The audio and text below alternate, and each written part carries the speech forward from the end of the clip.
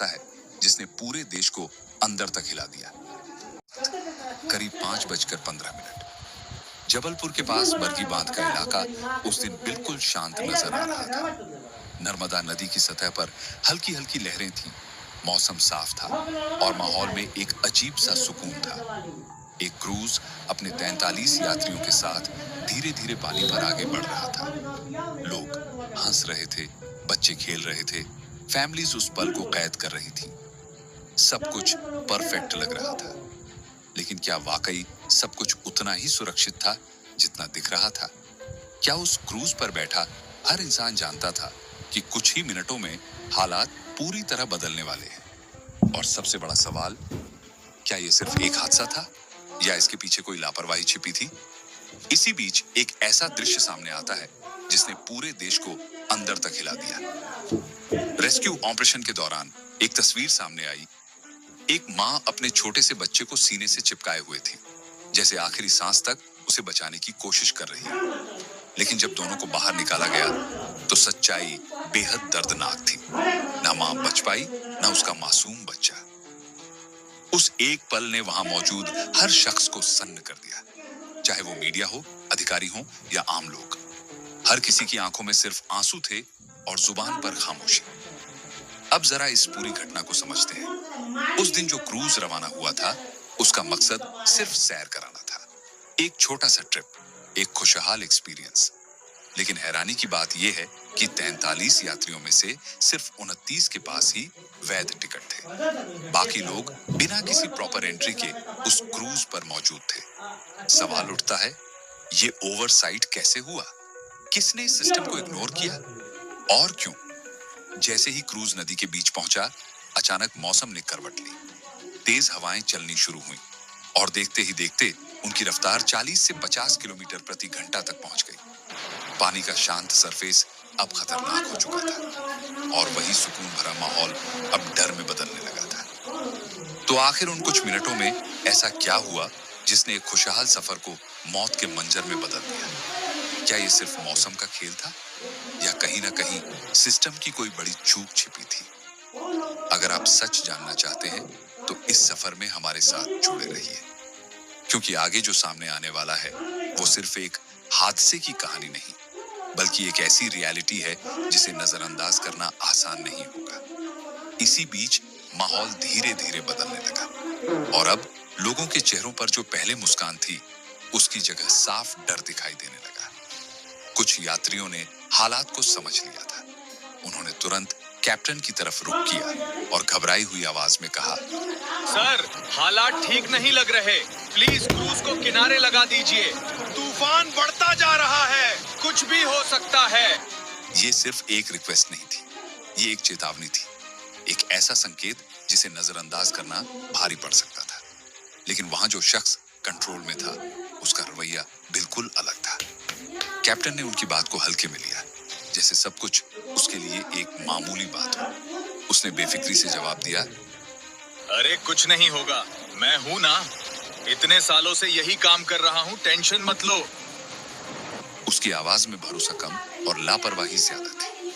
हैरानी की बात यह थी कि बाहर तूफान तेज होता जा रहा था, हवाएं जोर पकड़ रही थी, लेकिन फिर भी उसने ना तो किसी को लाइफ जैकेट पहनने को कहा और ना ही उन्हें बांटी, जबकि ये सबसे बेसिक सेफ्टी प्रोटोकॉल होता है। चाहे मौसम कैसा भी हो, हर यात्री को सुरक्षा देना उसकी जिम्मेदारी होती है। उल्टा हालात को समझने के बजाय उसने अपनी मनमानी जारी रखी। उसने क्रूज को किनारे लाने की बजाय और अंदर नदी के बीच की तरफ मोड़ दिया।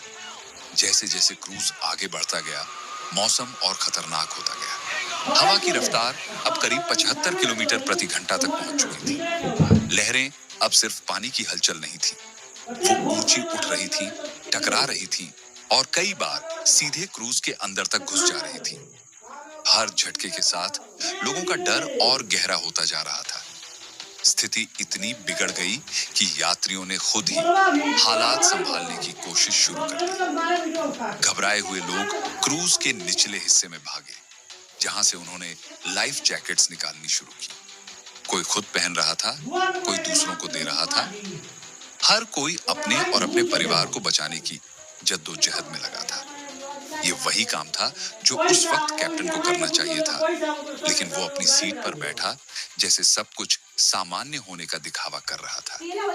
ना उसने कोई इमरजेंसी अनाउंसमेंट की, ना ही कोई प्रॉपर गाइडेंस दी। बस अपनी ही जिद में क्रूज को और खतरे की तरफ ले जाता रहा।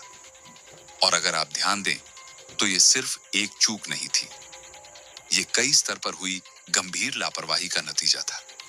एक तरफ क्रूज पर कुल 43 लोग सवार थे, जबकि वैध टिकट सिर्फ 28 के ही थे। दूसरी तरफ सबसे जरूरी नियम, हर यात्री को लाइफ जैकेट देना, उसे पूरी तरह नजरअंदाज कर दिया गया था। ये कोई छोटी गलती नहीं थी, ये सीधे सीधे उन जिंदगियों के साथ खिलवाड़ था जिनकी जिम्मेदारी उसी इंसान के हाथ में थी। और जैसे जैसे वक्त आगे बढ़ रहा था, हालात उस मोड़ की तरफ जा रहे थे जहां से वापसी शायद नामुमकिन होने वाली थी। और आखिर वही हुआ जिसका डर कुछ देर पहले लोगों की आवाज में साफ सुनाई दे रहा था। तूफान इतना उग्र हो चुका था कि क्रूज अपनी दिशा में टिक भी नहीं पा रहा था। हवा के तेज झोंके और उफनती लहरों ने उसे जकड़ लिया था। अब हालात कैप्टन के कंट्रोल से पूरी तरह बाहर जा चुके थे। कुछ पल पहले तक जो आदमी खुद पर भरोसा दिखा रहा था, अब वही हतप्रभ खड़ा था, जैसे समझ ही नहीं पा रहा हो कि क्या करे। उधर यात्री अपनी जान बचाने के लिए खुद ही जुट चुके थे। किसी ने किसी को आवाज दी, जल्दी करो, जैकेट पहन लो, देर हो जाएगी। और लोग जैसे तैसे लाइफ जैकेट एक दूसरे तक पहुंचाने लगे।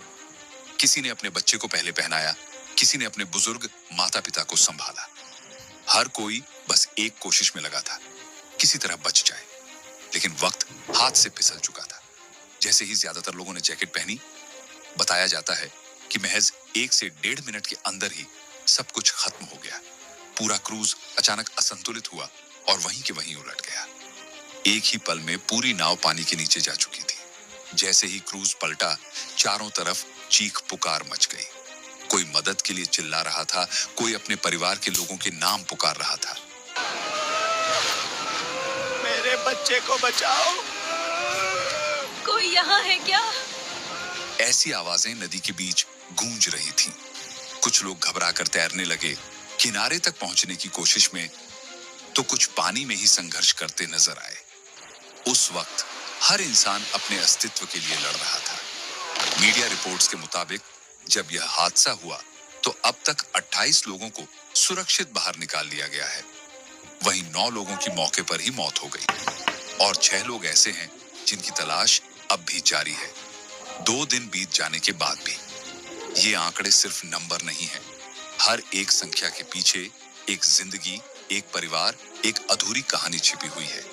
इसी अफरा तफरी और दर्द के बीच एक ऐसा मंजर सामने आया जिसने हर किसी को अंदर तक तोड़ दिया।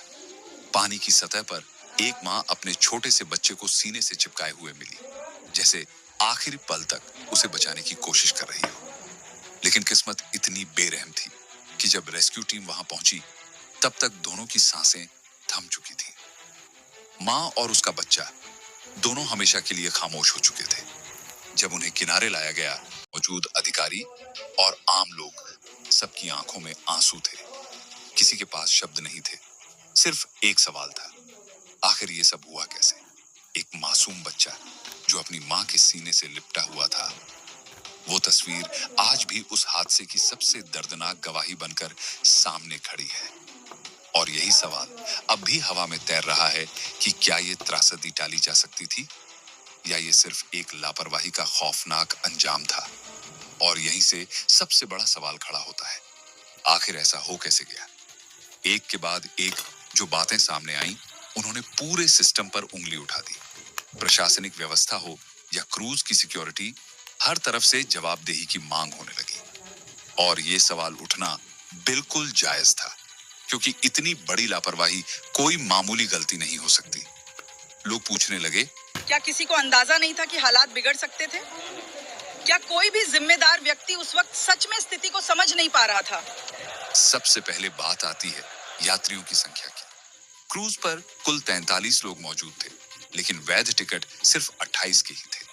इसका सीधा मतलब था कि ओवरलोडिंग हुई थी। और ये कोई छोटी बात नहीं है, ये सीधे सीधे सेफ्टी नॉर्म्स का उल्लंघन है। इसके बाद जो दूसरी गंभीर चूक सामने आई वो और भी चौंकाने वाली थी। जब मौसम खराब होना शुरू हुआ तब भी यात्रियों को लाइफ जैकेट नहीं दी गई। ये काम क्रू का होता है, उनकी जिम्मेदारी होती है।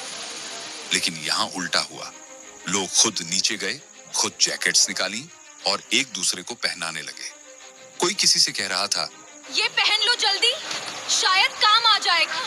ये स्थिति अपने आप में बता रही थी कि उस वक्त सिस्टम पूरी तरह फेल हो चुका था। तीसरी और सबसे खतरनाक बात, जब मौसम लगातार बिगड़ रहा था, हवाएं तेज हो रही थीं, तब भी कैप्टन ने क्रूज को सुरक्षित किनारे की तरफ नहीं मोड़ा। उल्टा उसे और अंदर बीच पानी में ले जाया गया। ये फैसला क्यों लिया गया? क्या ये गलत जजमेंट था या लापरवाही? ये सवाल अब हर किसी के मन में घूम रहा था। और सच कहें तो ऐसे ही नहीं, बल्कि दर्जनों सवाल लगभग हर एंगल से इस हादसे के बाद सामने आने लगे। और फिर वही पुरानी हकीकत सामने आई जो अक्सर हमारे देश में देखने को मिलती है। जब तक कोई बड़ा हादसा नहीं होता, तब तक सिस्टम में कोई हलचल नहीं होती। जैसे किसी को जगाने के लिए एक जोरदार झटका जरूरी होता है। और यहाँ भी कुछ ऐसा ही हुआ। इस घटना के बाद मध्य प्रदेश में जितने भी क्रूज ऑपरेशन चल रहे थे, उन्हें तुरंत बंद कर दिया गया। जांच तेजी से शुरू हुई, हर एंगल से पड़ताल होने लगी। इतना ही नहीं, जो लोग इन क्रूज में काम करते हैं, उन्हें अब खास ट्रेनिंग दी जा रही है ताकि आगे ऐसी गलती दोबारा ना हो। लेकिन सवाल अभी भी वही खड़ा है, ये ट्रेनिंग पहले क्यों नहीं दी गई? ये सख्ती पहले क्यों नहीं दिखाई गई? क्या हर बार सिस्टम को जागने के लिए किसी मासूम की जान जाना जरूरी है? और सबसे बड़ी बात, क्या इस बार जो कदम उठाए गए हैं वो सच में बदलाव लाएंगे, या फिर वक्त के साथ ये भी सिर्फ एक और फाइल बनकर रह जाएगा? अब इस पूरी घटना के बाद एक कड़वी बात साफ नजर आने लगी है। सिस्टम में कहीं ना कहीं गंभीर कमी थी।